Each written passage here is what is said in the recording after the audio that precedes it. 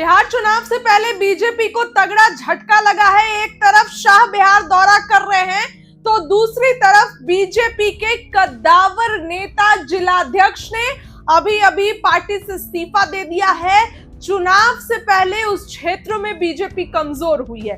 दोस्तों, बीजेपी का चाल चरित्र आप सभी को पता है। बीजेपी ऑपरेशन लोटस चलाने में, विधायक तोड़ने में, किसी की पार्टी बर्बाद करने में सबसे आगे रहती है। बिहार बंद में तो गुंडागर्दी दिखी बीजेपी की। ऐसे में बीजेपी को एक बार फिर से तगड़ा झटका लगा है। जी हाँ, सबसे पहले तो आपको बताएं कि बिहार बीजेपी के दिग्गज नेता कहे जाते हैं शशि रंजन ने पार्टी से इस्तीफा दे दिया है। जी हाँ, शशि रंजन ने पार्टी से इस्तीफा दिया है। इसके साथ साथ दोस्तों, आपको बताऊं कि बुधवार को उन्होंने इसकी जानकारी दी। पार्टी से लंबे समय से जुड़े हुए शशि रंजन जहानाबाद के जिलाध्यक्ष रह चुके हैं। वर्तमान में बिहार बीजेपी कार्य समिति के सदस्य थे, यानी कि बहुत करीबी नेता थे। अब वरिष्ठ नेता शशि रंजन ने अपने सभी पदों से इस्तीफा दे दिया है। जी हाँ, शशि रंजन ने ये कहा है कि पार्टी में उनका रिस्पेक्ट, सम्मान नहीं होता है। शशि रंजन ने कहा कि वो बीजेपी के लिए 28 वर्षों से काम कर रहे थे। सबसे कम उम्र के युवा जिलाध्यक्ष बनने का उन्हें गौरव प्राप्त हुआ था, लेकिन आज बीजेपी के कुछ नेताओं के द्वारा उन्हें मान सम्मान नहीं दिया जा रहा है, रिस्पेक्ट नहीं मिल रहा है। उन्होंने कहा कि आगे का फैसला अपने समर्थकों के साथ बैठ के लेंगे कि किस पार्टी को ज्वाइन करना है। चर्चा है कि तेजस्वी यादव के साथ जा सकते हैं, क्योंकि भाजपा छोड़े हैं तो आरजेडी के साथ जा सकते हैं। देखिए, उन्होंने अपने त्याग पत्र में क्या लिखा। शशि रंजन ने पार्टी के प्रदेश अध्यक्ष दिलीप जायसवाल को त्याग पत्र लिखा। इसमें वो लिखते हैं कि आदरणीय अध्यक्ष जी नमस्कार, मैं शशि रंजन जहानाबाद भारतीय जनता पार्टी का पूर्व जिलाध्यक्ष पार्टी के सभी पदों से इस्तीफा दे रहा हूं, साथ सक्रिय सदस्यता से इस्तीफा देता हूं। 28 वर्षों तक मैंने संगठन के लिए काम किया और जो संगठन ने हमें सम्मान दिया है इसके लिए आभारी हैं। आपका शशि रंजन, पूर्व जिलाध्यक्ष जहानाबाद, पूर्व लोकसभा प्रभारी महाराजगंज, प्रदेश कार्य समिति सदस्य बिहार बीजेपी। आपको बताते हैं शशि रंजन के बारे में थोड़ा सा बता दें कि शशि रंजन की पहचान जहानाबाद एवं अरवल जिले में बीजेपी के फायर ब्रांड नेता के रूप में होती है। वे 1995 से 1997 तक एबीपीवी के कुर्था नगर मंत्री थे। 1998 में युवा बीजेपी के जिला मंत्री जहानाबाद के रहे। 2000 में युवा बीजेपी के जिला महामंत्री बने। इसके बाद 2003 में युवा बीजेपी के जिलाध्यक्ष जहानाबाद बने। 2006 में जिला महामंत्री बनाए गए। इसी तरह अलग अलग समय पर अलग अलग जिम्मेदारियां उनको मिलती रही। 2023 में महाराजगंज लोकसभा के प्रभारी भी बनाए गए थे। वर्तमान में बिहार बीजेपी कार्य समिति के सदस्य थे। कभी सुशील मोदी के विश्वास पात्र रहे शशि रंजन हाल के दिनों में पार्टी में अपनी उपेक्षा से नाराज चल रहे थे। दोस्तों, तो आप सोच सकते हैं कि इस बार भाजपा में क्या कुछ हो रहा है। इस बार बीजेपी में लोग खुश नहीं हैं, और इसलिए खुश नहीं है क्योंकि बीजेपी में सम्मान नहीं हो रहा है। 15 अगस्त के दिन मैंने आपको तस्वीर दिखाई कि किस तरीके से जिन्होंने फ्लैग होस्टिंग का वो बांधा, उनको ढकेल ढकेल के उधर कर दिया गया। क्यों? तस्वीर क्लिक कराने के लिए, फोटो क्लिक कराने के लिए। क्या भाजपा में यही संस्कार रह गए हैं? एक तरफ अमित शाह बिहार आ रहे हैं, एक तरफ लगातार बिहार में दौरा कर रहे हैं। अमित शाह और पार्टी के कद्दावर नेता नाराज चल रहे हैं। बता दें कि चर्चाएं हो रही हैं कि आरजेडी ज्वाइन कर सकते हैं, ये इनको लेकर चर्चा है। तेजस्वी के साथ जा सकते हैं, लेकिन पार्टी से इस्तीफा जो है दोस्तों इन्होंने दे दिया है। फिलहाल अमित शाह तमाम जिलों में दौरा कर रहे हैं। वो भी क्या कुछ कह रहे हैं, उनकी बातों को सुनिए। श्री प्रेम कुमार जी, श्री संतोष कुमार सिंह जी, श्री विनोद तावड़े जी, भिखुभाई दलसानिया जी, अजय जामवाल जी, ऋतुराज सिन्हा जी, राजेश वर्मा जी, हमारे उपस्थित सभी सांसद महोदय और आज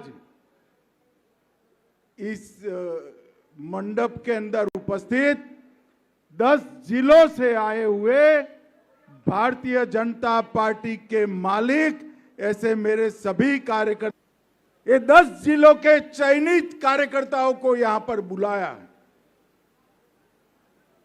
हम यहां पर जितनी मजबूती से संकल्प होगा, क्योंकि बिहार के विकास का, बिहार की समृद्धि का रास्ता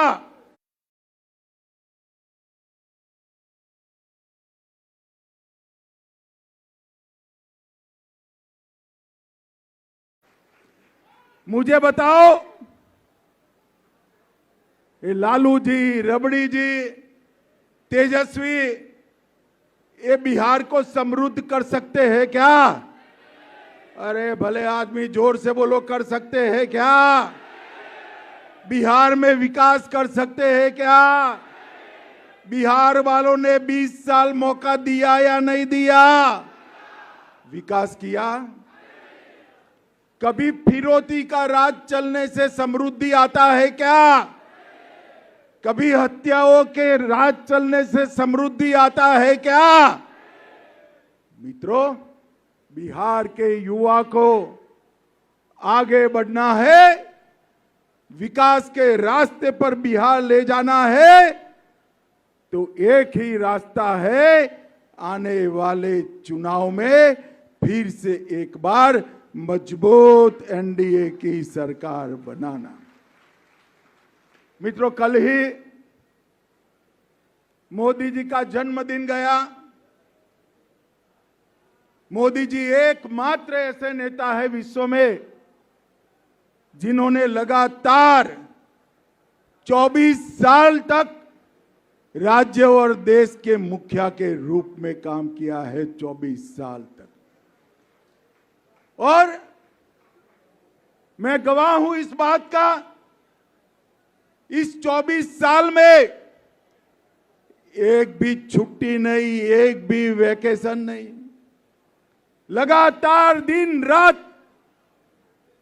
24 साल तक एक काम करते रहना, ये बहुत बड़ी बात है। कुछ नेता है जो 6 माह के अंदर ही विदेश न जाए तो उनको रात में नींद नहीं आती है। आप समझ गए ना मैं किसकी बात करता हूं? जरा समझ गए ना? मोदी जी एक ऐसा नेता है जिन्होंने सबसे पहले देश को रखा, देश के बाद पार्टी को रखा, पार्टी के बाद कार्यकर्ता को रखा, और अपने परिवार के लिए कुछ नहीं सोचा। ऐसे नेता नरेंद्र मोदी। पूरे देश में 60 साल में पहली बार कोई व्यक्ति लगातार धारा 370 कर गए ना भाई? यात्रा का विषय क्या था उनका बताओ तो जरा। अरे यार, वोट चोरी नहीं था, मैं बाद में बताता हूं क्या था। मित्रों, यात्रा का विषय बिहार में अच्छी शिक्षा लाना नहीं था, यात्रा का विषय रोजगारी नहीं था, यात्रा का विषय बिहार में 24 घंटा बिजली नहीं था, यात्रा का विषय हर गांव, हर टोले में रोड पहुंचाना नहीं था। यात्रा का विषय था जो बांग्लादेश से घुसपैठिए आए हैं उनको बचाने का विषय था। यहां इतने सारे लोग हैं, आप किसी का वोट कटा है क्या? अरे जोर से बोलो, कटा है क्या? तो किसका कटा है? जोर से बोलो, किसका कटा है? ये राहुल गांधी की यात्रा घुसपैठिया बचाओ यात्रा थी। और मैं इस मंच से राहुल गांधी और लालू जी को पूछने आया हूं, बिहार की जनता आपको पूछ रही है, घुसपैठियों को वोट का अधिकार होना चाहिए क्या? जोर से बोलो, होना चाहिए। घुसपैठियों को मुफ्त राशन मिलना चाहिए।